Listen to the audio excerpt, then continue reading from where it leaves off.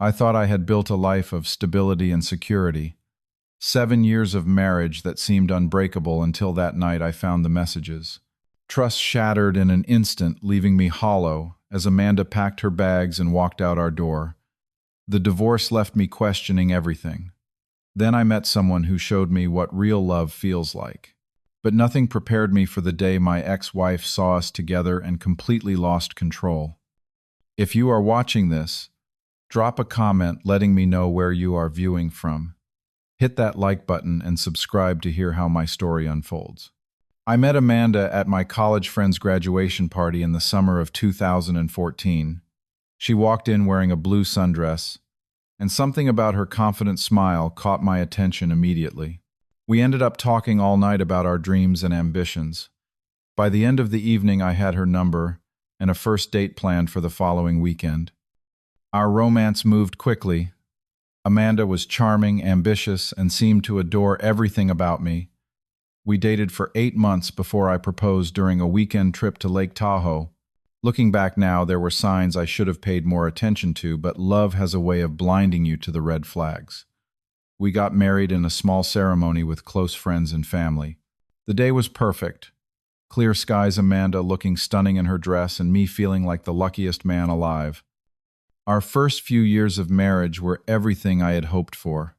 I was building my career as a software developer, often working overtime to provide the lifestyle Amanda wanted. She was climbing the corporate ladder in marketing, and I supported her ambitions completely. 3 years into our marriage, we bought our first house together, a 3-bedroom colonial in a nice neighborhood with good schools. I remember carrying Amanda across the threshold, both of us laughing and planning where our furniture would go. We painted rooms together and planted a small garden in the backyard. Those were the good days. Around our 5th anniversary, things started to change. Amanda became more distant. She started staying later at work, constantly checking her phone and becoming irritated when I asked about her day. I noticed these changes, but convinced myself it was just work stress. After all, her marketing firm had taken on several new clients, and she talked about the pressure to perform. Then Amanda mentioned a new coworker named Jackson who had joined her team. At first it was casual references. Jackson suggested this strategy, or Jackson and I are working on the Thompson account. But his name started coming up more frequently in conversation. I felt uneasy, but pushed the feeling aside. I trusted my wife completely. I tried to reconnect with Amanda through weekly date nights. We would try new restaurants, see movies, or just take walks together. Sometimes it felt like we were getting back to our old selves, but other times she seemed distracted, checking her phone constantly. We even took weekend trips to places we had enjoyed early in our relationship. A cabin in the mountains, a beach getaway, even a return to Lake Tahoe. Each time Amanda seemed present for parts of the trip, but would inevitably end up working on her laptop or stepping away for important work calls. Amanda became increasingly obsessed with portraying a perfect life on social media. She would stage photos of us for Instagram, making it look like we were having the time of our lives, when in reality we were growing further apart. She was building a brand around our relationship while it was silently crumbling. On my 32nd birthday, I planned a small gathering with friends. Amanda was on her phone most of the night, and I caught her smiling at text messages several times. When I asked who she was texting, she quickly said just work stuff and put her phone away. That night she gave me an expensive watch as a gift but forgot to write a card, something she had never done before. The late nights at work became more frequent. Suddenly there were weekend conferences that required her presence. I supported her career growth even when it meant spending less time together. I would make dinner and leave a plate for her in the microwave, which sometimes remained untouched until morning. Our last happy memory together was Christmas with my family. Amanda charmed everyone as usual, and for a moment it felt like old times. We exchanged thoughtful gifts, and she seemed genuinely happy. I held on to that day during the difficult months that followed. By January, Amanda had changed all her phone passwords. When I asked about it, she claimed it was for work security, but her defensive reaction told me there was more to the story. Still, I wanted to believe her. I wanted to believe in us. It was a Tuesday night in February when everything fell apart. Amanda had left her phone on the kitchen counter while she took a shower. It lit up with a message notification that caught my eye. The preview showed enough that my stomach dropped. Can't wait to see you tomorrow. Last night was amazing. The message was from Jackson. My hands shook as I picked up her phone. It required a passcode, but I knew Amanda often used our anniversary date for accounts she considered less important. It worked. What I found shattered my world in an instant. There were hundreds of messages between them going back over a year. Explicit photos, plans for their meetups, inside jokes about deceiving me. In one exchange, Jackson asked if Amanda was worried about me finding out. Her response, "Gilbert is clueless. He trusts me completely." I felt physically ill. The room seemed to spin around me as I scrolled through message after message. There were detailed accounts of their time together in hotel rooms, often on nights when Amanda told me she was working late. There were even messages sent while we were on our weekend trips, times when she stepped away to take work calls. When Amanda came out of the shower, she found me sitting at the kitchen table, her phone in front of me, my face pale. "What are you doing with my phone?" she demanded. But seeing my expression, she knew. Her anger quickly transformed into panic. "Gilbert, I can explain," she started. "Explain what?" I asked, my voice barely a whisper. "Explain how you have been sleeping with Jackson for over a year. Explain how you have been laughing at me behind my back." At first she tried to deny it. It was just flirting, she claimed. Nothing physical had happened. But as I quoted specific messages back to her, her story changed. It was only a few times. It was a mistake. She was confused about her feelings. The truth came out in pieces over that horrible night. The affair had been going on for 14 months, nearly a third of our entire marriage. What hurt almost as much as the betrayal were the things she said about me in those messages. I was boring and predictable. I lacked ambition. I was a safe choice she had settled for. When I asked her why, Amanda's answer cut deep. "You were never going to be enough for me, Gilbert. You are content with this average life, this average house. Jackson has plans, he is going places." The next week was a blur of pain and logistics. Amanda moved most of her things out while I was at work to avoid facing me. She went to stay with a friend. Not Jackson, surprisingly. Perhaps their relationship was not as solid as she had believed. Amanda's family called me one by one. Her sister Lisa was particularly upset, telling me she was ashamed of Amanda's behavior. "You deserved better, Gilbert," she said, crying over the phone. I appreciated their support, but hearing from them only made the loss of my extended family more painful. My best friend Tony was my rock during those darkest days. He came over with beer and takeout, let me talk when I needed to, and sat in silence with me when words failed. He slept on my couch for 3 nights when he was worried about my mental state. "This is not the end of your story," he kept telling me. I did not believe him at the time. The divorce proceedings were almost as painful as the discovery of the affair. Amanda wanted half the value of the house despite her name not being on the mortgage, since I had used an inheritance for the down payment. She wanted alimony despite earning nearly as much as I did. She even wanted our dog Baxter, who had been my companion before we even met. I hired a good lawyer, which was another expense I had not anticipated. But it was worth it. In the end, I kept the house. Baxter stayed with me, and the alimony claim was dismissed. The divorce was finalized 6 months after discovery night, which my lawyer said was relatively quick. During those months, Amanda and Jackson made their relationship Instagram official. They posted pictures from expensive restaurants and weekend getaways, some to places Amanda and I had visited together. Each post felt like a fresh wound until I finally blocked them both. I struggled with insomnia and lost 15 pounds in the first month after she left. Food had no taste. Colors seemed dimmer. I would come home from work and sit in my car in the driveway, unable to summon the energy to go inside and face the empty house. The most surprising moment came 3 months after she left. Amanda called me crying. Jackson had left her for another coworker.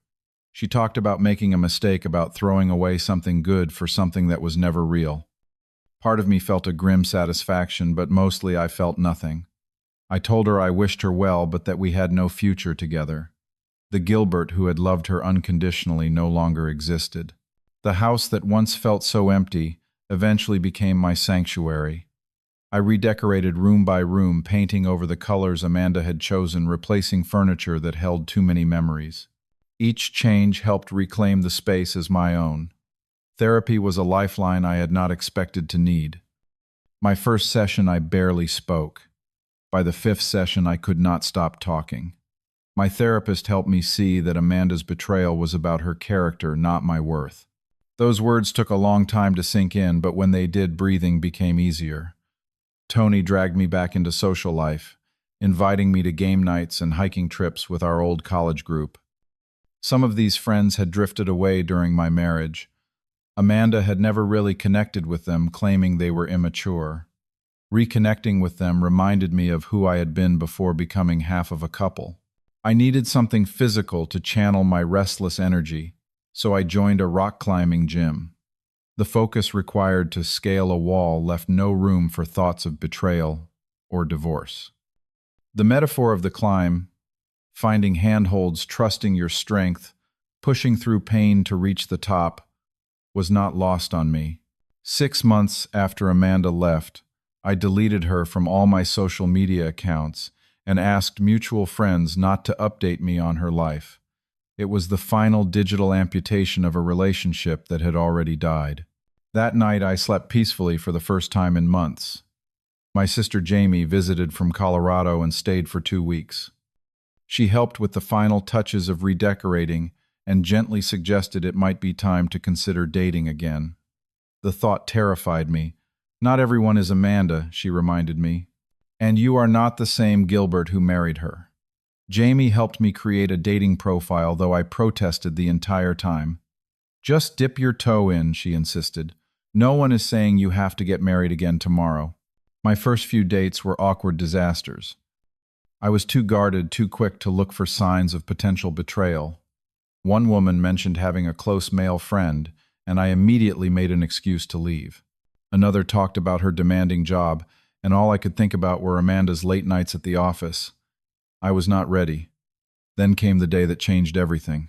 I was working on my laptop at a local coffee shop when the barista accidentally gave me someone else's drink.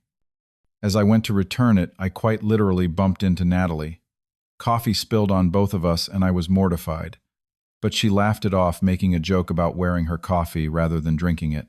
We ended up sharing a table after getting replacement drinks. Conversation with Natalie was easy in a way I had forgotten conversation could be. She was a physical therapist who loved hiking and had just moved to the area. We talked for 2 hours about everything and nothing. No awkwardness, no dating profile pressure, just two people connecting. I almost did not ask for her number, fear holding me back. But as she was leaving, she took the initiative. I am new in town and could use a hiking buddy who knows the local trails, she said, handing me her phone to enter my number.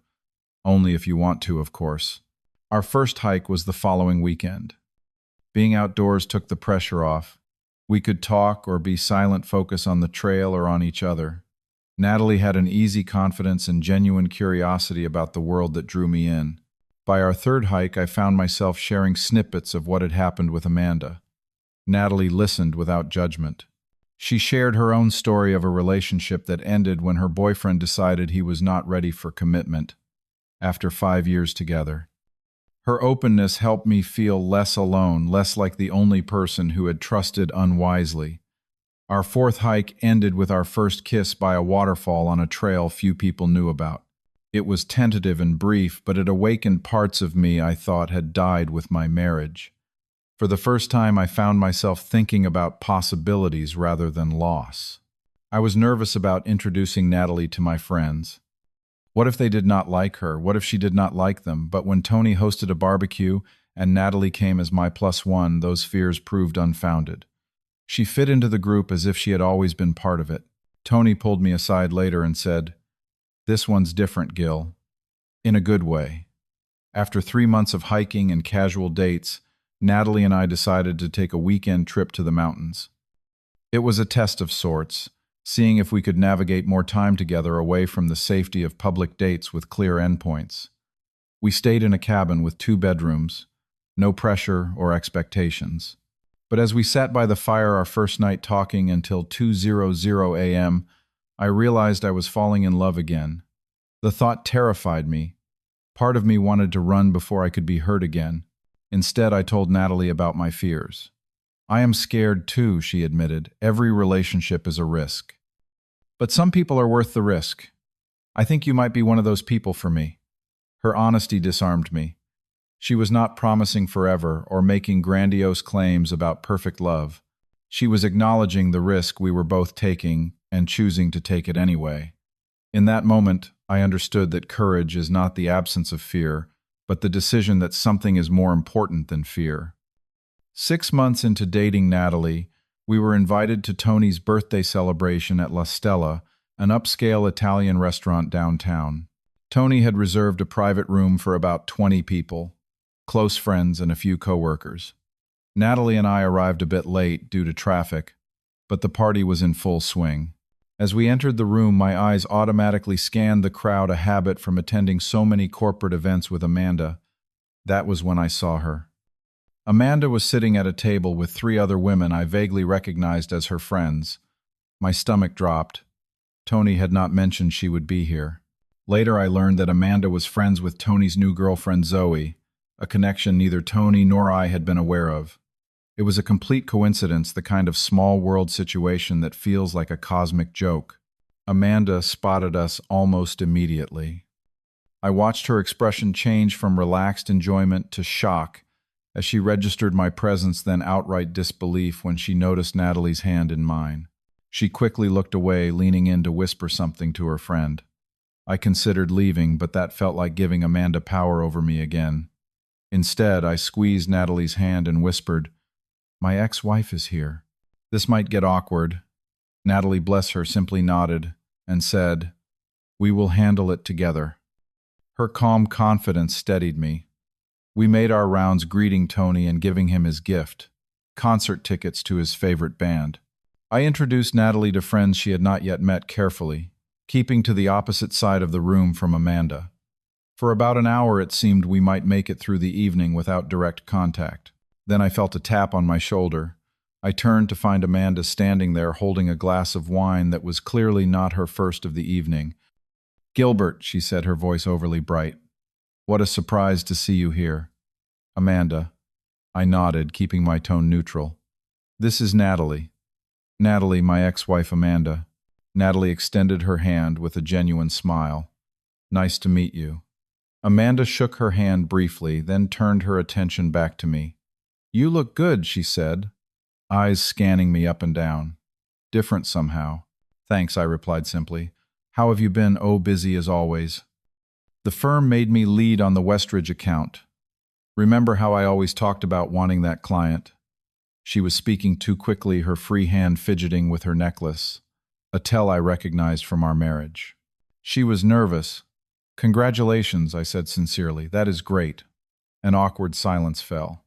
Natalie smoothly filled it by asking Amanda about her work, showing genuine interest. I watched in quiet amazement as Natalie navigated the conversation with grace, neither overly familiar nor coldly polite. Amanda, however, kept steering the conversation back to our shared past. "Remember that trip we took to Napa, Gilbert? You got so sunburned we had to stay in the hotel the whole second day." Her laugh was too loud. "We ordered room service and watched old movies." Before I could respond, one of Amanda's friends called her back to their table. She excused herself, but not before saying, "We should catch up properly sometime, Gilbert, for old time's sake." "I do not think that would be a good idea," I said gently. "But I wish you well, Amanda." She pressed her lips together and nodded, then returned to her friends. "You okay?" Natalie asked when Amanda was out of earshot. "Yes," I realized I meant it. "Thank you for being so gracious." The evening continued, and I gradually relaxed. Natalie and I joined a lively discussion about dream vacation destinations. She was telling a funny story about getting lost in Barcelona when I heard her laugh, that full-throated head-back laugh that had first attracted me to her. I laughed too, putting my arm around her shoulders and pressing a kiss to her temple without thinking. That was when the glass shattered.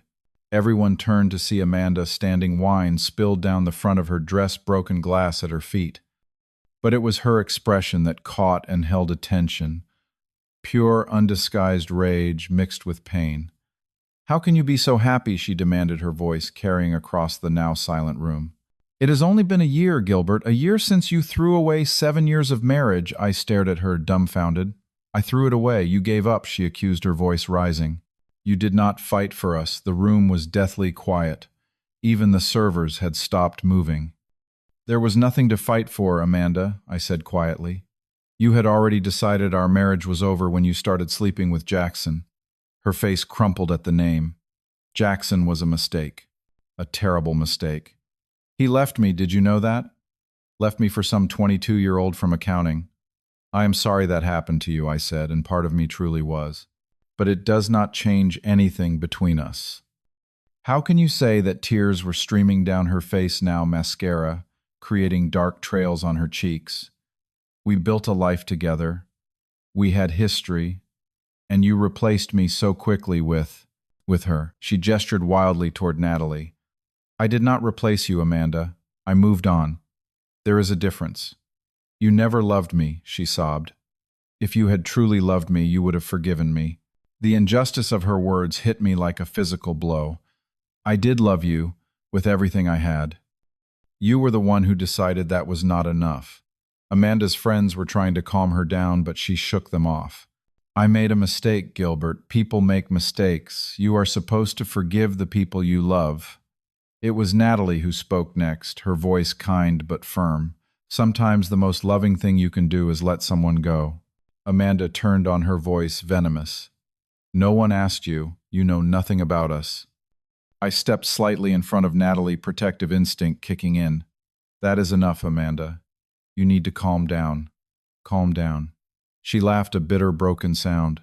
"My life fell apart, and you want me to calm down. I lost everything. You chose to risk everything." I corrected her. "There is a difference." Two of Amanda's friends managed to get their arms around her. "Come on, Amanda.